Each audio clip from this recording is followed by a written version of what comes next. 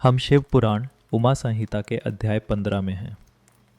यहाँ व्यास जी सनत कुमार जी से पूछते हैं कि वे उन्हें इस ब्रह्मांड को समझाएं, उसकी सीमा क्या है, उसका आधार क्या है और उसकी बनावट कैसी है।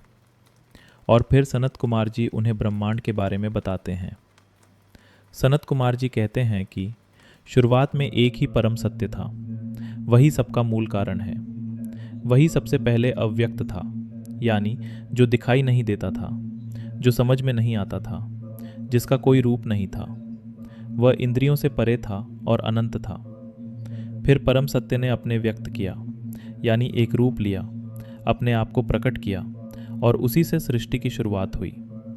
लेकिन एक बहुत ध्यान देने वाली बात यह है कि प्रकट होने के बाद भी उस पर ब्रह्म के असली स्वरूप में कोई बदलाव नहीं आता।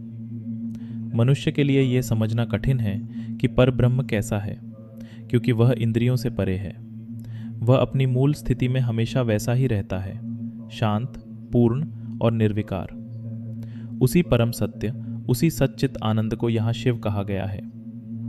जब शिव अपनी शक्ति से दो रूपों में प्रकट होते हैं, तब सृष्टि की रचना के लिए एक से अनेक होने की प्रक्रिया शुरू होती है। इसी क्रम में आगे ब्रह्मा प्रकट होते हैं, जिन्हें सृष्टि की रचना का कार्य सौंपा जाता है। यह सृष्टि अलग से कहीं नहीं आई, उसका मूल वही परम सत्य है, वही पर ब्रह्म है, वही शिव है।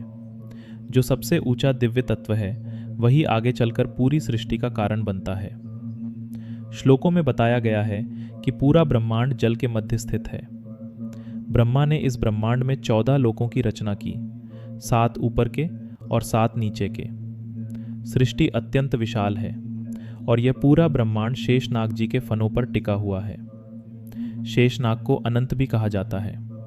वे ब्रह्मा के निर्देश से पूरी सृष्टि को अपने फनों पर धारण किए हुए हैं। वे केवल एक नाग नहीं, बल्कि उस दिव्य आधार के प्रतीक हैं जो पूरे ब्रह्मांड को संभाले हुए हैं। फिर कहा गया है कि उनके फनों पर जड़े रत्नों का प्रकाश चारों दिशाओं को प्रकाशित करता है, यानी सृष्टि का आधार प्रकाशमय भी है।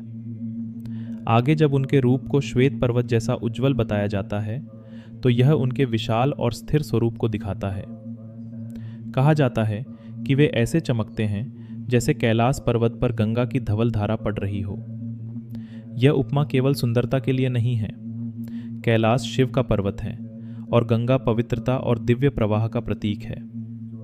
इस उपमा से शेष जी का रूप एक ऐसे दिव्य तेज में दिखाई देता है जो शांत भी है और साथ ही अत्यंत प्रभावशाली भी है।